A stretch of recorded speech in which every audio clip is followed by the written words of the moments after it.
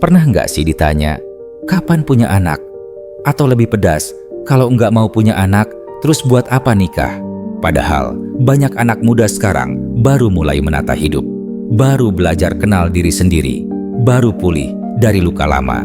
Tapi dunia sudah buru-buru menuntut mereka bawa satu nyawa baru ke dunia yang bahkan masih belum bisa mereka pahami sepenuhnya. Punya keluarga itu indah. Lihat anak tumbuh, tertawa, peluk kita pulang kerja, itu bisa jadi anugerah terbesar dalam hidup. Dan buat yang memang siap, itu kebahagiaan yang nggak bisa diukur. Tapi nggak semua orang ada di titik yang sama. Ada yang memilih untuk nggak punya anak, bukan karena benci, tapi karena sadar. Karena bagi sebagian orang, cinta juga berarti nggak membawa hidup baru ke dunia yang belum bisa mereka jaga. Narasi ini bukan soal anti anak, bukan juga anti keluarga, tapi realita. Banyak generasi muda yang belum siap dan nggak seharusnya dipaksa untuk siap. Kenapa banyak anak muda sekarang menunda atau bahkan memutuskan nggak mau punya anak? Ini beberapa alasannya. Pertama, dunia sekarang beda banget sama zaman orang tua dulu. Sekarang dunia terasa makin keras, penuh konflik, nggak pasti, semuanya serba cepat berubah. Harga rumah makin nggak masuk akal, kerjaan nggak stabil, krisis iklim makin parah, dan sumber daya makin tipis. Banyak yang ragu, apakah dunia ini masih pantas buat anak-anak tumbuh? Bukan karena benci anak, tapi ada rasa takut kalau nanti anak-anak itu cuma tumbuh dalam penderitaan. Kedua, banyak anak muda yang masih sibuk sembuhin diri sendiri. Nggak sedikit yang tumbuh dari keluarga penuh tekanan dan luka. Masih belajar ngatur emosi, jaga kesehatan mental, dan kenal siapa dirinya. Punya anak bukan soal lucu-lucuan, tapi tentang dampingi manusia lain tumbuh jadi utuh. Dan gimana mau dampingi orang lain kalau diri sendiri masih pecah-pecah di dalam? Ketiga, tekanan finansial yang makin gila. Hidup makin mahal. Biaya sekolah, rumah sakit, tempat tinggal, semuanya berat. Banyak yang masih struggling buat hidup layak untuk diri sendiri, apalagi buat anak. Bukan karena pelit, tapi realistis. Anak bukan cuma soal makan dan mainan, tapi tanggung jawab panjang. Dan kalau belum siap, bisa nyakitin dua-duanya. Keempat, visi hidup generasi sekarang beda. Buat orang tua, hidup ideal itu nikah, punya anak, punya cucu, lalu tenang. Tapi buat banyak anak muda sekarang, hidup ideal bisa berarti mengenal diri sendiri, keliling dunia, bikin karya, sembuh, dan tumbuh secara utuh, meski sendirian. Dan perbedaan visi ini seharusnya bisa diterima. Mungkin generasi sebelumnya maksa karena mereka dulu nggak dikasih pilihan. Nikah muda dianggap satu-satunya jalan. Punya anak adalah kewajiban, bukan pilihan. Jadi waktu lihat generasi sekarang hidup beda, mereka bingung dan nggak bisa nerima.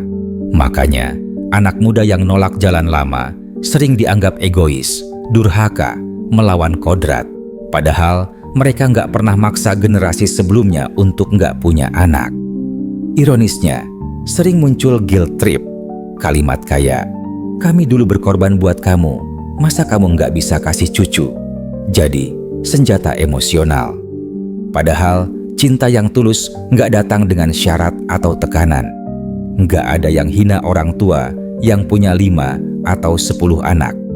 Tapi, kenapa yang memilih jalan sebaliknya malah direndahkan? Tekanan ini nggak cuma datang dari keluarga. Seringkali, tekanan paling berat justru dirasakan perempuan.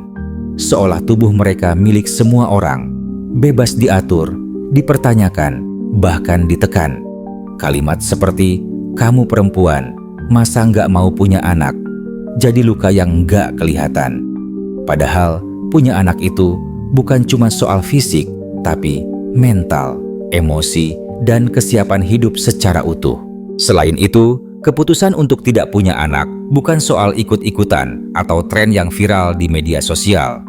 Bukan karena pengaruh selebgram atau gaya hidup urban, tapi lahir dari refleksi panjang dan kesadaran diri yang mendalam.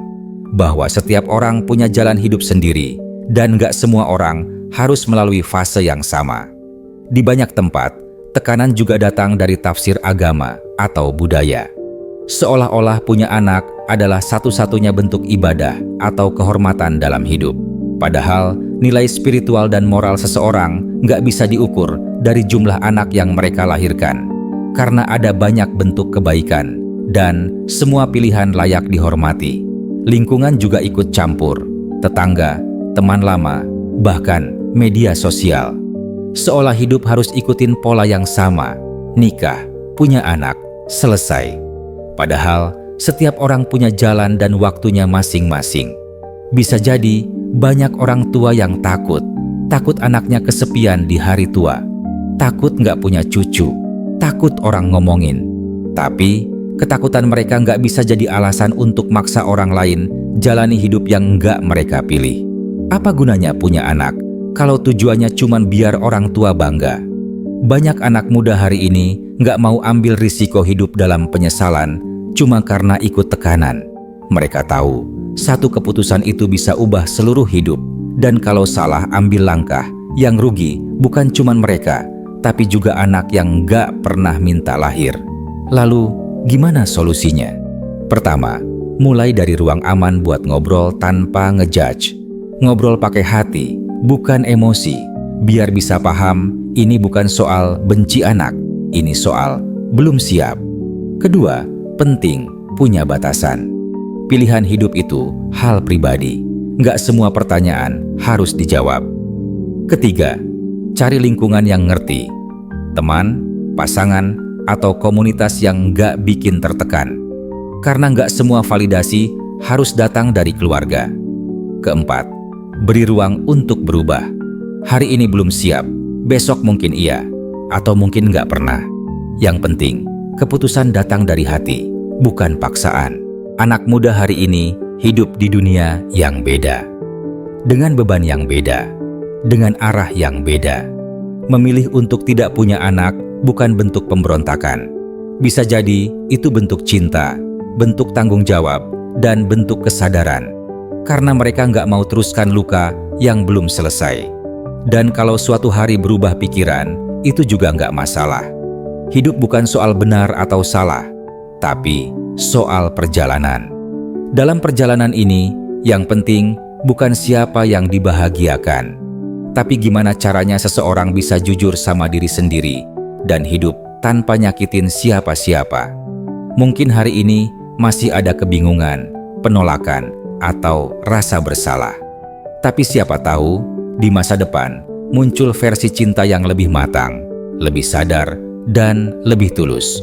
Dan semoga pilihan apapun yang diambil, lahir dari hati yang benar-benar siap.